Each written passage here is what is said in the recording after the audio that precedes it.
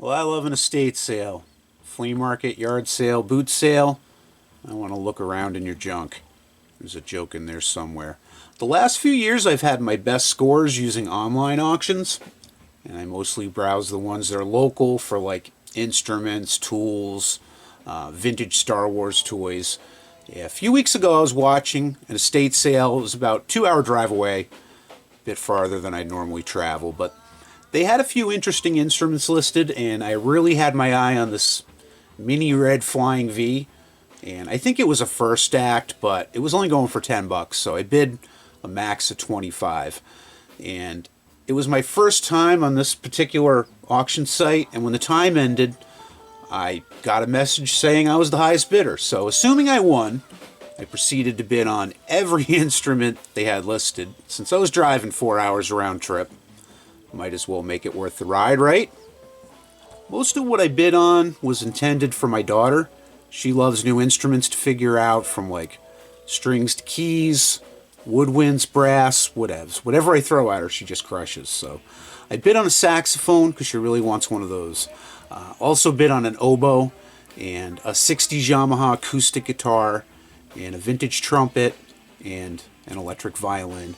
No bids higher than like 40 each, and the sax, the oboe, the guitar, and the trumpet went way out of my budget. So that left the violin. I went higher than I wanted to, only because I was making the drive anyway, and I didn't get any of the other stuff, so I was the winner on this one too. And when I went to pay for my mini guitar and violin, I found out I was actually outbid on the mini V by like $2, I guess. Once I was outbid, I was locked out from increasing my bid or something, I don't know. Now I had to drive 4 hours just for this stupid thing, but it wasn't all bad. I had the day off. I like driving, and my current ride is really nice on the highway. It's like a lazy boy. And if you've never been to New Hampshire, it's even really beautiful in the late fall, so highly recommended. Plus, my daughter will play the snot out of this. If I plug her into my Marshall half stack, I think I might have the devil show up on a hickory stump saying, "Boy, let me tell you what." Anyway, that's how I got it. Let's take a closer look at it.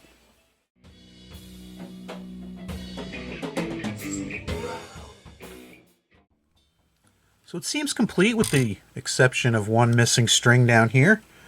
There were a bunch of loose strings inside of the case. I'm sure I could put together a full set. Doesn't take special strings or anything. Appears to be a no-name brand. I was hoping for a Yamaha, but I think it's an Evil Bay or a Jungle Site special. Here's a look at the electronics.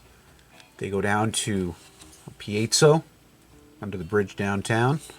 And the only thing I'm seeing I don't like about it is this pin down here that holds in the tailpiece is at a very awkward angle. It's kind of chafing the body a little bit. I'm hoping that didn't create a bigger hole than needs to be there. But who knows, maybe I can put a better pin in there if that's not going to hold right. That looks plastic. I think that should be wood. So maybe we'll replace that. I did plug this in when I got home. The listing said that the input jack wasn't working, and I only had this tiny 1-foot cable, but I did determine that it worked. I did get a new cable that will give me some room so the amp isn't in my armpit. So let's plug it in, see if it works. I think this bow might be junk too. I'll plug this into my PV Rage, because why wouldn't you?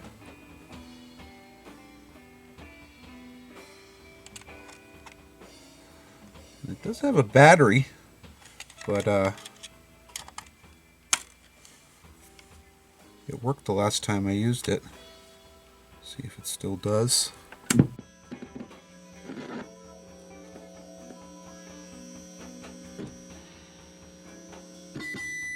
Should probably be in the clean channel, huh?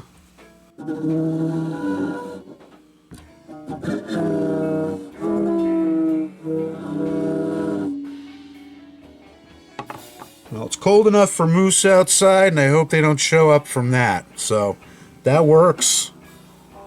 I had it on my dirty channel when I first turned it on. That's probably not too good for it, but Yeah, let's see. This is the volume. That was cranked too. And this is the tone.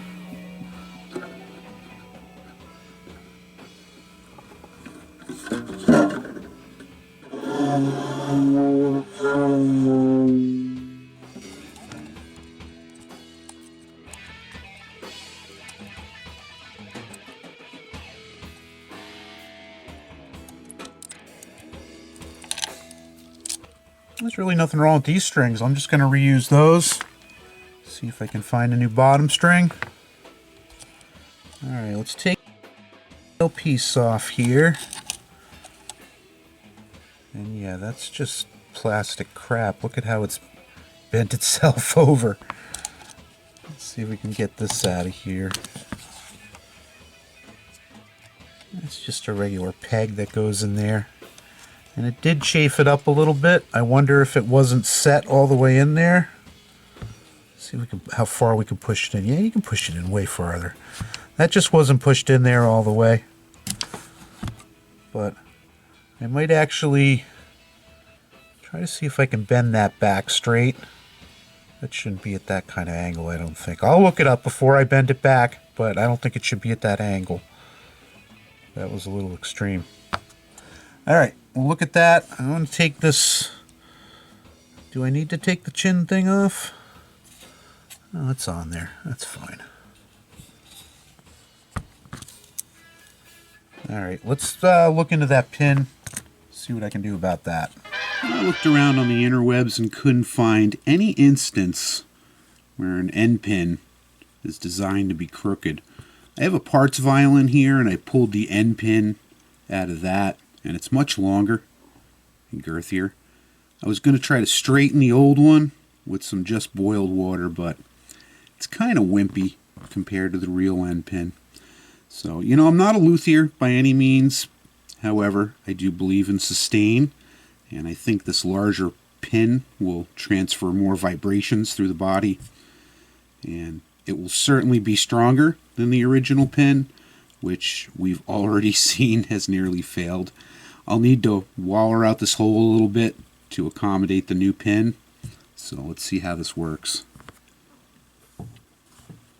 Use some of these Christmas tree bits because they have a taper, and I found that this one going about halfway in, and then a little bit of this drill bit, and then a little bit of my nice chisel. I can get a nice tight fit with that. I'll go a little deeper. It should hold on the tailpiece a little better. So let's give that a try. Alright, tapered bit first. I'm going to go up to about here. There'll be 5 levels left.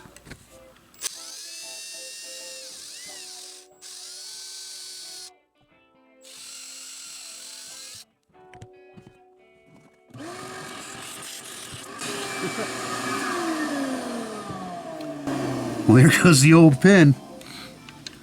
Good way to get rid of it. Let's test to see if that goes in on its own. No.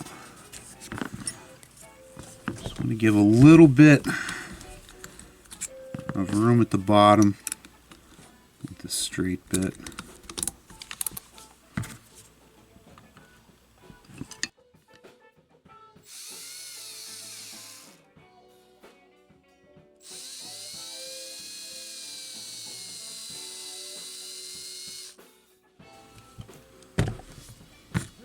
Let's not suck up the new pin.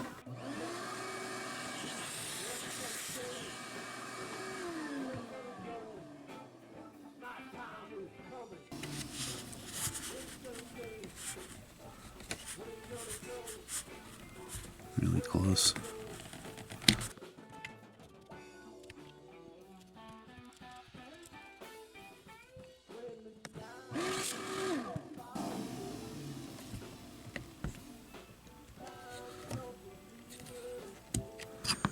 Very close. Look down there and see where I'm going. I'll take some more off the bottom.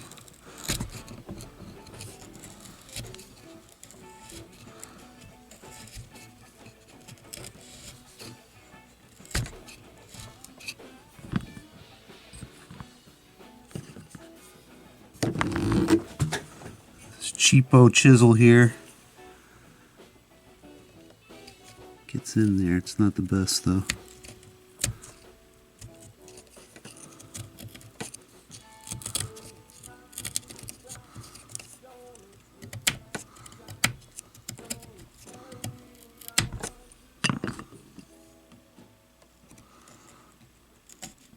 This one here is the nicer chisel, but doesn't have the exact angle that I need.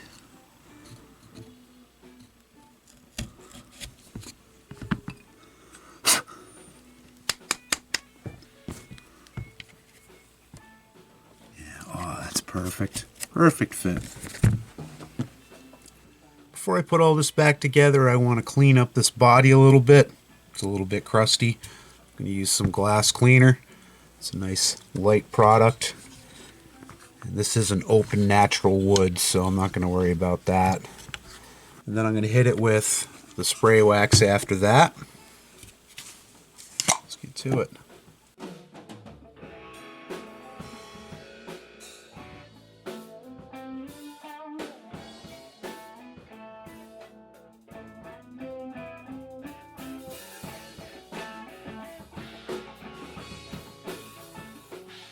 So the violin actually plays a part of my family history. I probably wouldn't be here if it wasn't for the violin. My great-grandfather left Russia and to go play his violin, and he never went back.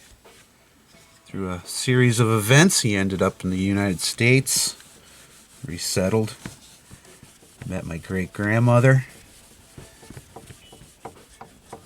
And that wouldn't have happened if he hadn't picked up the violin when he was a young man.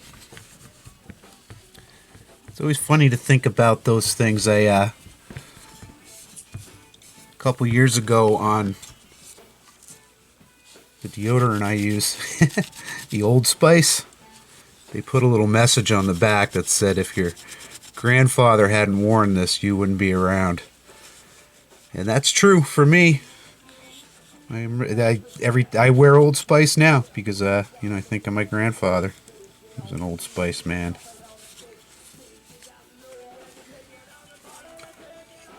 It's about as clean as I'm gonna get it. It's got some deep scuffs here.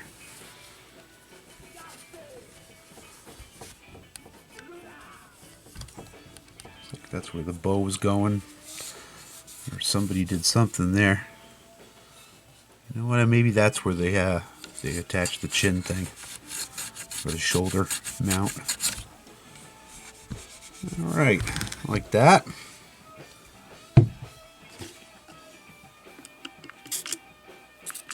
Just a little bit of wax.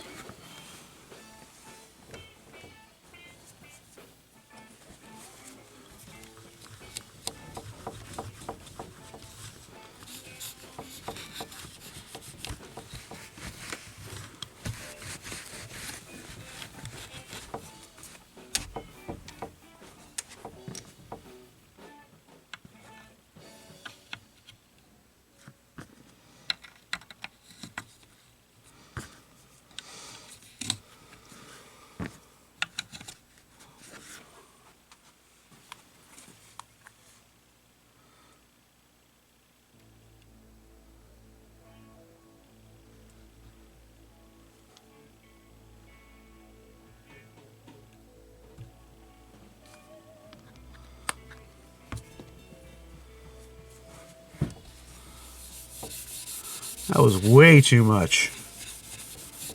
Perfect. Let that dry on there a little bit, and then kind of come and buff it off. One thing I want to do here before I start putting the strings on is some paint pen refurb. Got a nice spot here. That's gone. Oh, that one's gone too.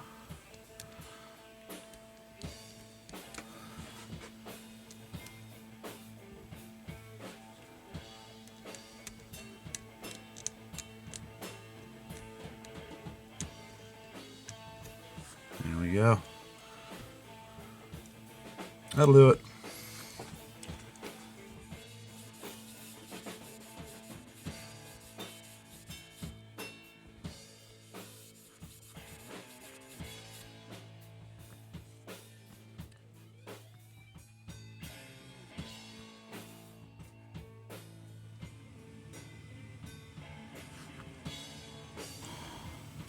Well, I've only worked on a handful of violins and they've all belonged to my daughter. But we've done a couple restringings. I'll show you how I do it. You kind of push it through the hole. You can actually pull this out. It doesn't have to be completely seated yet. Leave a little bit out. And I want to start rolling to the right first. And when I come back around, I'm going to cross it. And everything needs to go to the left after this. And I have my tailpiece in position. Drop my ball end in there. And on the bridge that came with it was just fine. You always want the higher hump to the bass side. Somebody had conveniently penciled it on this one, and I just kind of redid it in ink so you can see it a little better. I don't know how much of that my camera got, but I got all the strings on. You basically want your top two to be winding to the left, your bottom two winding to the right, and then to give them tension you can kind of push the pins in a little bit. And I have them all locked in to my tailpiece. I kind of have these centered out before I tune it. Do want to put the chin rest back on, and this had some really brittle cork that came off of it, so I'll try to use some flex tape. I think that'll work pretty good.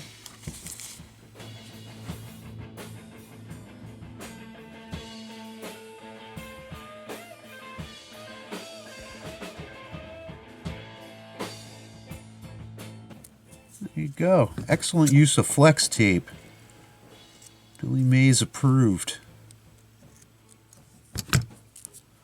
Nice little cushion.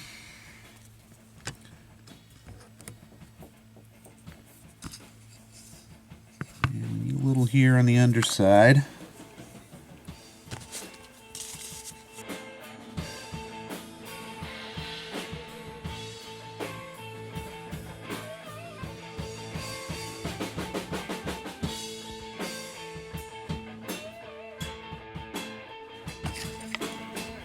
I'm sure she'll adjust it where she wants to, but let's get close.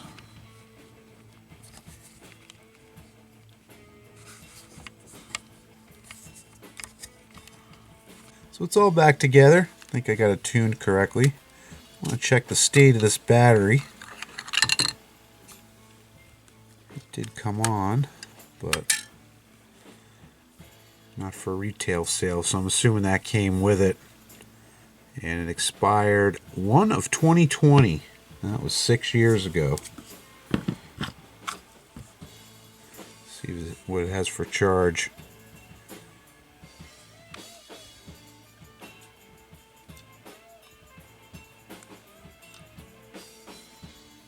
And just in the yellow.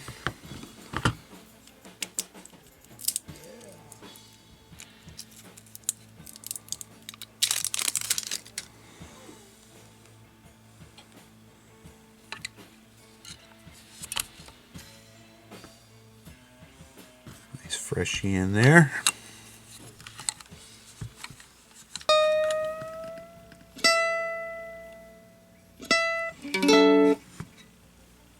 I think I got it tuned right. Of course, I'm not a violin player, but see if we can kind of get the idea here.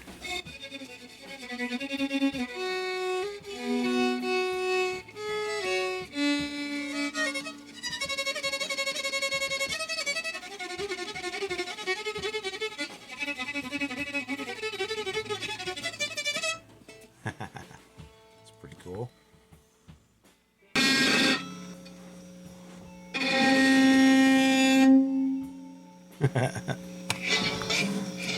Probably not the best with the distortion channel, but yeah, you get the idea.